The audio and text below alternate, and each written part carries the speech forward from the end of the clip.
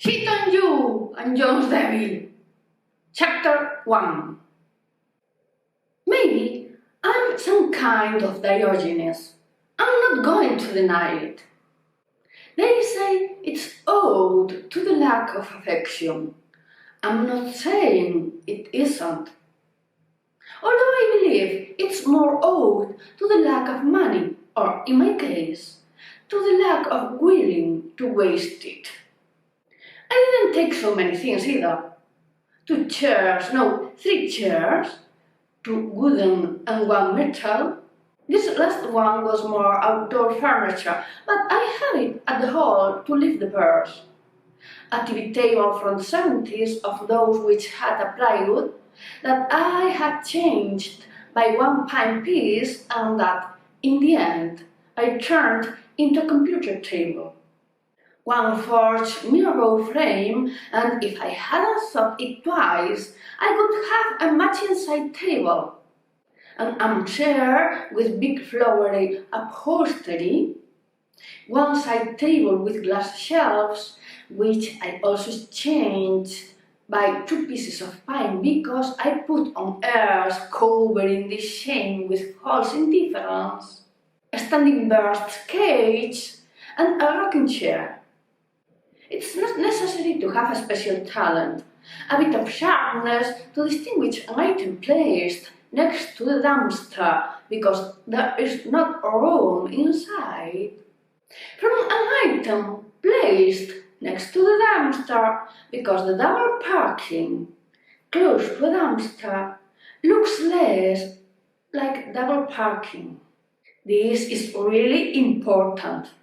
The truth is that I became overconfident. I thought I was an expert and I put my foot in it. It's what happens when one becomes overconfident. That was a beautiful armchair with that certain charm of the abandonment, which almost matched the other I had taken some months before. Its seat was a bit tall, completely tall, really. I could see 2 springs drilling the bottom upholstery. I turned it upside down, checked it hadn't good worn, and I took it. The usual procedure.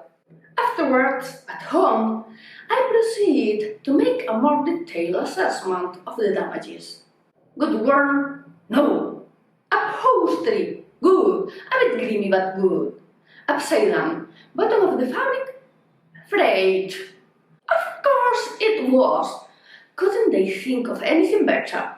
The springs were as thick as the ones Dick dastardly uses to overtake, and the engineer that had designed the bottom of the armchair expected to hold them back with a piece of flowery fabric.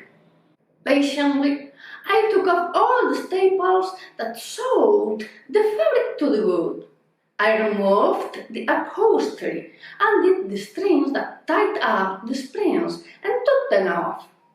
I vacuumed it, cleaned it with a damp cloth, with the upholstery cleaning, with the good cleaning. I rinsed the good cleaning, rinsed the upholstery cleaning, and I let it air to get dry and tied all the leftovers because I may be very tight-fisted, but very clean.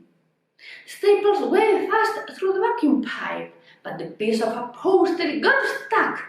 The vacuum pulled eagerly, but the damp fabric was so strong. Maybe the wretched upholsterer was right. And it didn't pass. Switched the vacuum off, pulled the piece of fabric out, and pulled and get out once for all, and it didn't come out, and I pulled again. And it came out at last, and my bump hit the ground. Lots of sweat ran down my face, and I had to dry my face. And I did it with the first thing I had to hand, the piece of fabric, of course.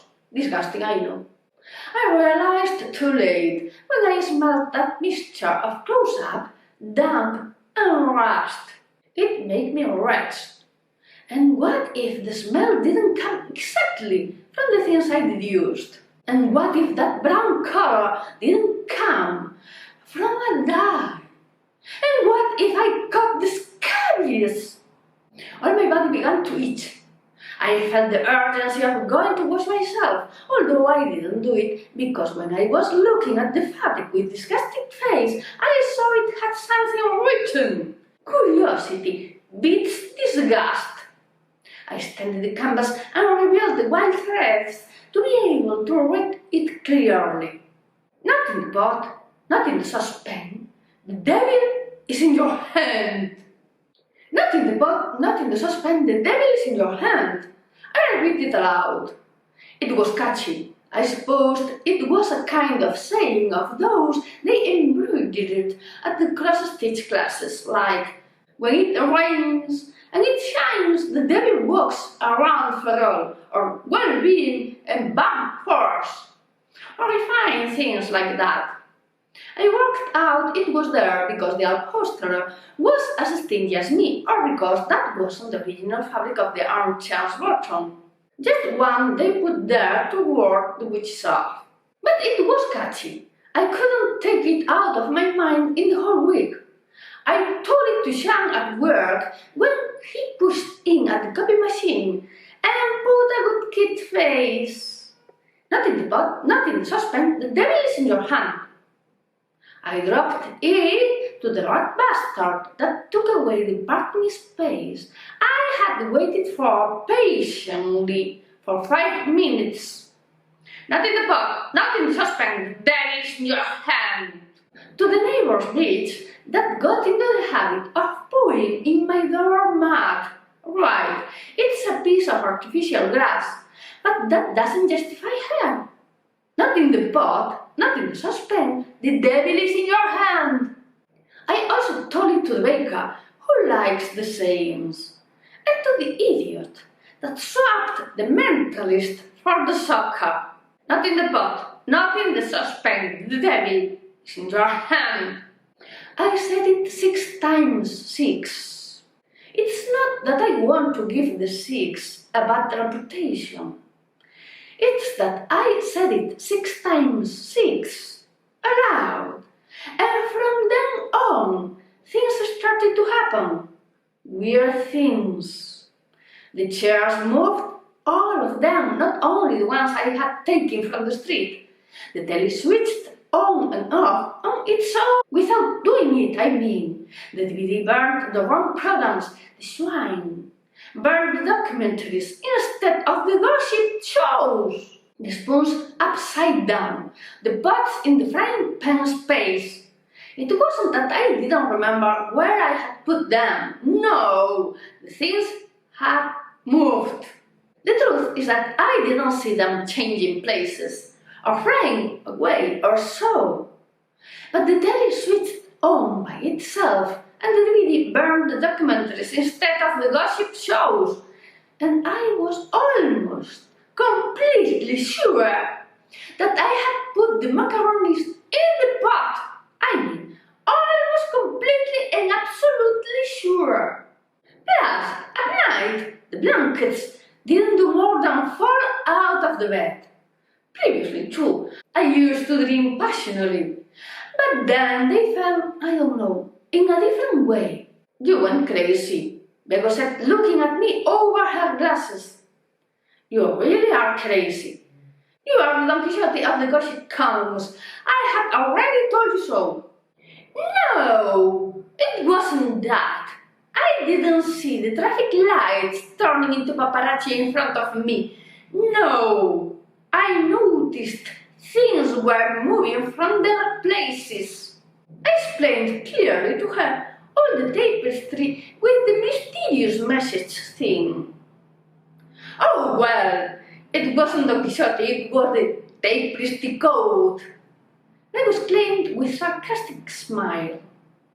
I had to get serious. I invited her to have lunch. It would cost me a pizza, but it would be worthwhile if I could prove it was real, because her sarcasm was starting to annoy me.